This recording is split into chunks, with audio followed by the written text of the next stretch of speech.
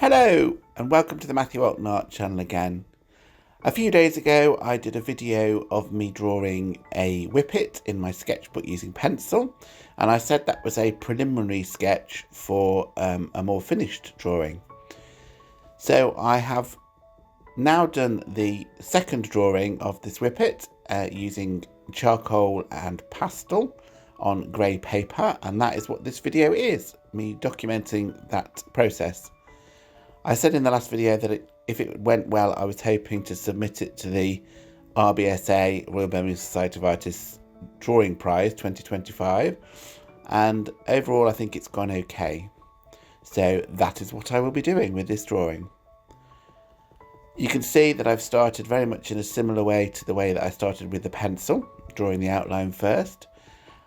In the previous video, I got the position of the ears wrong in relation to the eye, and I've learned from that preliminary drawing, so it shows how important preliminary drawings can be in terms of getting you familiar with the subject that you're drawing. I'm using willow charcoal, charcoal pencil, and I'll be using white pastel pencil later on as well, and of course a putty rubber to erase.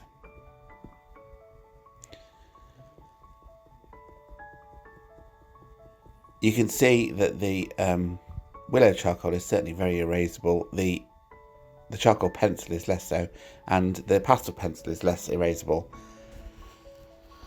It's a matter of building up over time, because when you erase or blend willow charcoal, it removes most of the charcoal from the paper, to be honest. So it's quite a long process to build up a drawing that's more finished. This entire drawing took me about 3 hours, I think, in total. I haven't videoed the whole thing, so I stop about halfway through, but I've got the end photograph to show you, and I've also got the preliminary sketch, so I can show you side by side the difference between the two.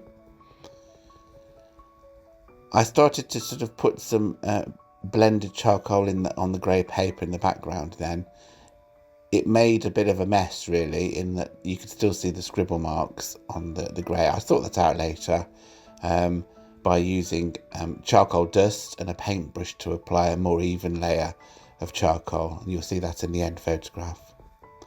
You can now see that I'm adding some white pastel to it, as well as having added some charcoal, and you may have seen me just use a blending stump there as well to just do some blending.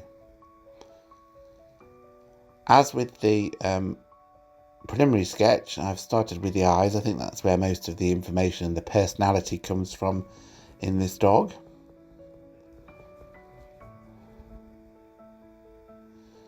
The right hand ear is slightly too small as well. It's not in perspective. I do correct that. I don't know if I correct it on this video or after this video is finished. But it's important to notice things that are wrong and correct them if you can. You can see I'm holding the end of the pencil here and just sort of scribbling marks on in the direction that the fur grows. I mentioned this in the pencil sketch, preliminary pencil sketch video. I think that's the best thing for giving the form of the dog. Just saw that I put the highlights in there with pastel pencil. On the drawing I used electric eraser to create that highlight because it was on white paper, so the white of the paper could be revealed to give that highlight, but of course this is grey paper.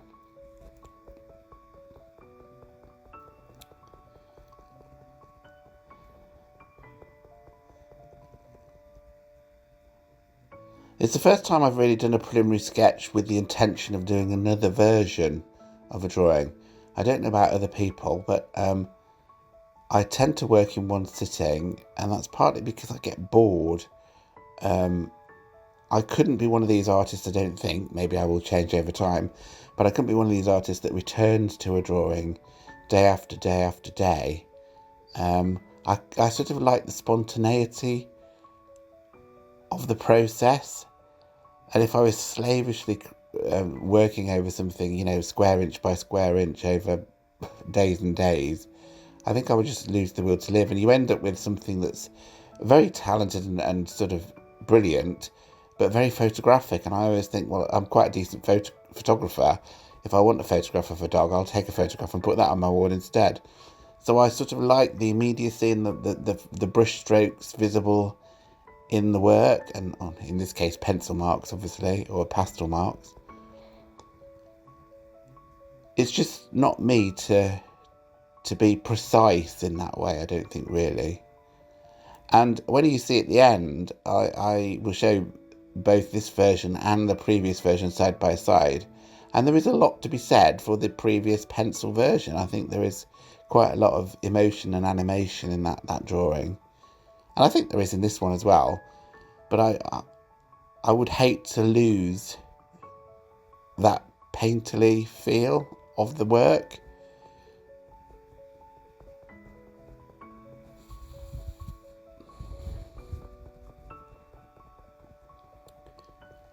I will do it again though in terms of the preliminary sketch. I think it does help you on the second version. The second version went better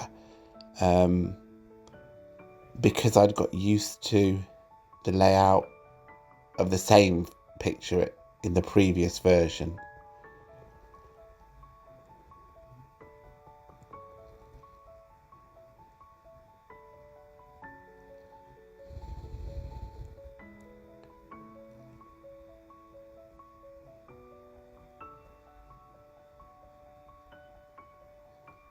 I've actually framed this drawing ready to submit it to the RBSA for the drawing competition.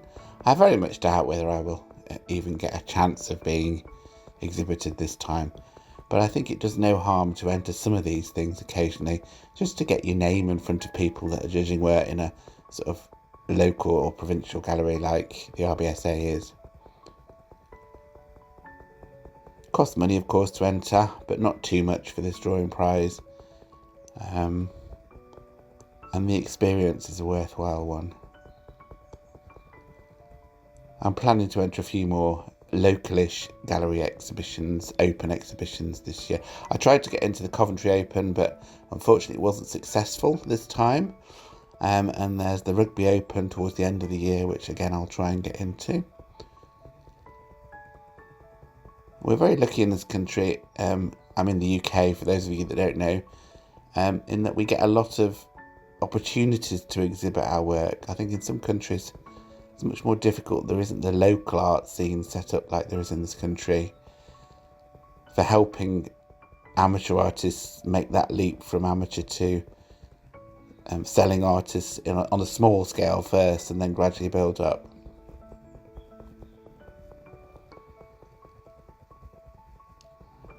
You can see the face is pretty much done now.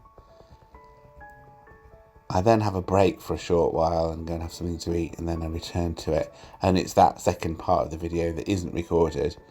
I think sometimes, because I'm so used to working with a camera pointing at me, it's just sometimes nice not to have a camera pointing at what I'm doing.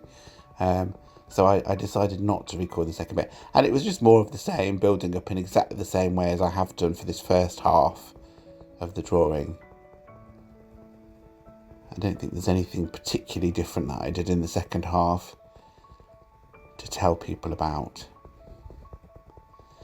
I hope people viewing this can sort of see my process, even though I don't talk through exactly what I'm doing. I hope it gives them some tips and pointers for their own work. I don't know all the answers myself, let's be honest. I am self-taught mainly. I've done lots of life drawing classes and things like that, but pretty much self-taught. And I've just picked it up as I've gone along. I've watched lots of YouTube videos myself, learnt from other people. But practice is what is making me improve at the moment. I really do believe that. So for those of you into art, pick up those paintbrushes, get those pencils out and have a go yourself. Well, here is the finished drawing on the right and the preliminary sketch on the left. Side by side you can see that there are differences between them, but they're pretty much similar in many ways. Don't forget the preliminary drawing took much less time. It was about an hour and a half, something like that. The finished drawing is larger for a start. It's about 30 centimetres by 30 centimetres. And it's more polished. I think you can see that it is more polished than the preliminary sketch. But good to see them side by side, I think. I'm pleased with both of them, I have to say. I like the preliminary sketch, and that's a very nice addition to my sketchbook. And I'm quite pleased with the finished drawing that I've done here. And for those of you that are interested, here is the finished drawing in its frame, ready to submit to the RBSA Drawing Prize 2025.